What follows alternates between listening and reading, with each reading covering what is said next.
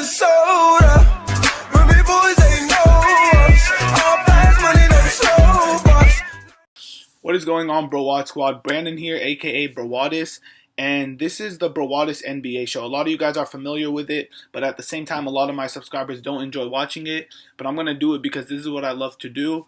I was planning on making this video after I got back from the gym, but there's just so much inside me that I have to let it out. Like this show's I know it's the Brawadis NBA show, but this one is mainly related to the Phoenix Suns. Two major Phoenix Suns news came out last night. The first being Devin Booker is headed to the three-point competition, and this makes him the youngest NBA player in NBA history to play in the three-point contest, 19 years of age. This makes him the first rookie since Steph Curry to participate in the three-point contest, and only the fourth rookie ever to be in it. This kid is going to be special, and I'm not just saying this because he's going to the three-point contest, which is, I was so hyped. Like, I dropped my phone, I started jumping, I was like, fuck yeah, like, the Phoenix Suns have a representative, and it's their future star. I mean, I love Devin Booker, and on a side note, this has nothing to do with the three-point contest. He led all rookies in scoring for the month of January. That's 31 days. He averaged 18 points a game. 18 points a game. And this kid is special. I mean, I love Devin Booker. I love his game. He leads all rookies in three-point shooting percentage. I can't tell you, like, I can't begin to tell you how excited I was when I found out he was going to a three-point contest. I'm telling you all, like, I talk so much about Devin Booker and I get a bunch of comments saying, stop hyping him up, blah, blah. You could believe me, or you can look these things up yourself. Like, I do all this research on him, and he's just, man, Devin Booker is going to be special. That's all I'm going to say. But here's the main reason that I even decided to do the Brawadis NBA show today. So I'm laying in my bed at around 12:30, midnight. Later than midnight. This is 3:30 a.m. on the East Coast. You know, half the world is asleep. 90% of the world is sleeping. And, you know, I get a notification, okay? The Phoenix Suns have fired head coach Jeff Hornacek. And I'm sitting in my bed and I'm just like, are you fucking kidding me? Like, and then I go on, like, you know, Facebook, because I'm in like some Phoenix Suns groups, and I just go on like Twitter because I have a lot of Suns fans, and everyone's like, yes, finally he's gone. That idiot is fired. You know, people were happy. Are you guys stupid? Let me just go over my thoughts on this. Did I expect Jeff Hornacek to get fired? Yes. I'm not delusional. Just because I like him doesn't mean he's going to stay. I knew he was going to get fired. I knew it was a matter of time. And let me tell you why I'm completely against this. First of all, the season is gone down the drain. It's gone down the toilet. The season's over. 14 wins and 35 losses. 2 wins over the past month. The season's over. It makes no sense to fire a coach at this point. They should have let him end the season and then let him go at the end of the year. This just causes more questions than answers. Like, now you're forced to select one of your assistant coaches to coach the rest of the year, and then you're forced to pick another head coach after the season. This is, like I said, did I expect him to get fired? Yes. Did I want him to? No. Expecting and wanting is two different things. Just like, do I expect the Suns to win the championship? Yes. Do I expect the Suns to win a championship? No. Do I want them to? Yes. Jeff Hornacek is a good head coach. This is like a sign out. I know him, I know his wife, and I know his daughter. I've met them at the NBA Summer League. I've met him like 3 times, but I met his family once. He's a great person, and I know that alone doesn't make a good head coach, but he knows his stuff. He knows his basketball. It's not his fault he had to coach a bunch of idiots. Think about trying to coach a player like Markieff Morris. Think about trying to coach a guy with such low basketball IQ like Brandon Knight. I mean, it would be tough for anybody to coach this group, unless you're Greg Popovich. Like, Jeff Hornacek, his first year ever as a head coach, he wins 48 games. 48 games and almost makes the playoffs. The next year he won 40. You know, there was some egos going around. Dragic didn't want to play there. Isaiah Thomas didn't like coming off the bench. Okay? And then you give him this shit roster. This roster that was set up to lose. Bledsoe's out for the whole year. Tyson Chandler signed this huge contract and hasn't done shit.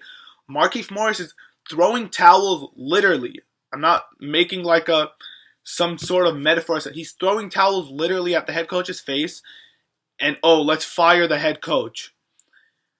I mean, I love the Phoenix Suns. That's my team. That's where my heart is. My heart belongs with the Phoenix Suns. But I'm going to call them out when they do something stupid. And this is something stupid. Like,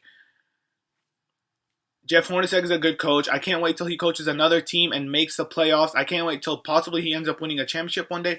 Let me tell you where I kind of, like, saw his fall. I kind of saw his flaw right here. He didn't have the respect of the team. If you don't know what I mean, watch Greg Popovich, okay?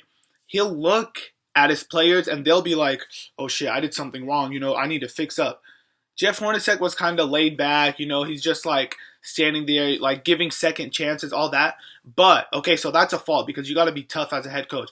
You saw Tom Thibodeau in Chicago, he was on his guys. But let me tell you this. This isn't kindergarten. This isn't middle school. Why do you have to be tough on guys? You would think, and I'm sure this was Jeff Hornacek's mindset, that if you were kind of laid back and gave guys their second chances, that in your 20s and ages 30, you would be mature enough to know, like, oh, wow, this guy's laid back. Let me play hard for him. Like, this guy's really cool. He's not yelling in my face. He's giving me another chance. Let me go out and play hard for him. But instead, the pathetic Phoenix Suns players took advantage of him, and now he's ending up without a job. Jeff Hornacek, go to Hawaii, go to the Bahamas. You deserve a vacation. You were forced to coach this team that was made up of idiots. It's made up of a bunch of idiots. It was set up to lose, flustered with injuries, and you get fired. Jeff, go take a vacation. You need it. I can't wait till you get hired by another team. I love Jeff Hornacek. I'm completely against this move, but I did expect it, so I'm kind of like, I'm getting over it, but if you can't tell, I'm pissed. I mean, I knew Jeff. I'm not going to say he's my friend, but I knew him as a person. I met him multiple times.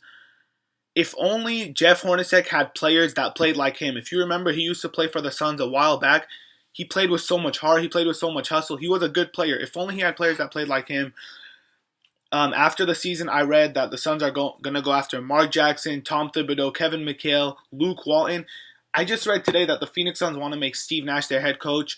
I love Steve Nash, but come on, if you make Steve Nash your head coach, that's just proof all you care about is ticket sales and a reason for fans to be more into the team. I understand it's a business, but you got to get a proven head coach. You got to get one that has a history of winning.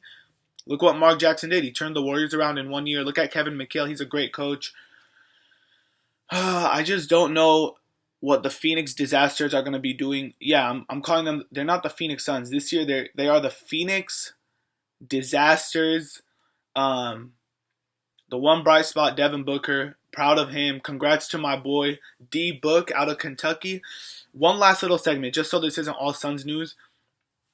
I just want to talk a little bit about the All-Star game. Dirk Nowitzki and Damian Lillard.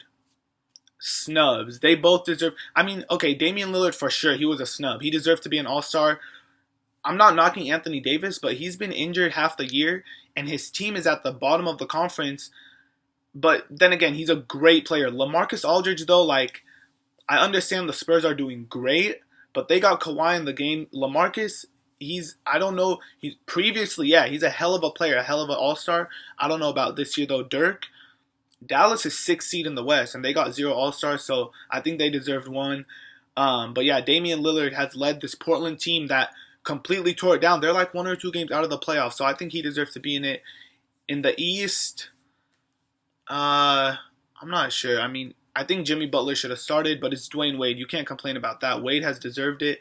Isaiah Thomas made it, my boy. You can argue that Kyrie Irving got snubbed, but at the same time, he missed a bunch of games. So that I gotta go to the gym now. I gotta get my shoes on, go to the gym. I hope you guys enjoyed this Brawadis NBA show. Suns, you're killing me this year. You are killing me. 14 straight losses on the road. 2-20 in your last 22 games. Man, I love all you guys. I hope you guys enjoyed this double upload. Enjoy the rest of your Monday, and if you're in school right now, stay up, but I'll be there tomorrow, so I shouldn't be talking. Peace out, guys. Guys, now that I'm back from the gym, if you can't tell, I'm a little sweaty. I just want to add on to the video because I made it seem like, oh, nothing was Jeff Hornacek's fault. It's all the players' fault. It's all the front office. No, the fall of the Phoenix Suns over the past 2 years everyone is to blame, including the head coach. Does he have as much blame that people give him, like, oh, I hate Jeff Hornacek, fire him and the Suns will be good again? No. But as much as I love him, you could put some of the blame on him. The blame starts from the bottom to the top. It goes from the owner, the GM, the coach, the players. It falls on everybody. But yeah, I just wanted to add that. So yeah, I do love Jeff Hornacek, but I give respect where it's due, and I also give criticism where it's due. Jeff Hornacek did have some flaws, but I'm a bigger supporter of him than a lot of other Suns fans are. Anyways, yeah, I love all you guys, and basketball was fun today. Enjoy your Monday. I'm gonna leave it at that.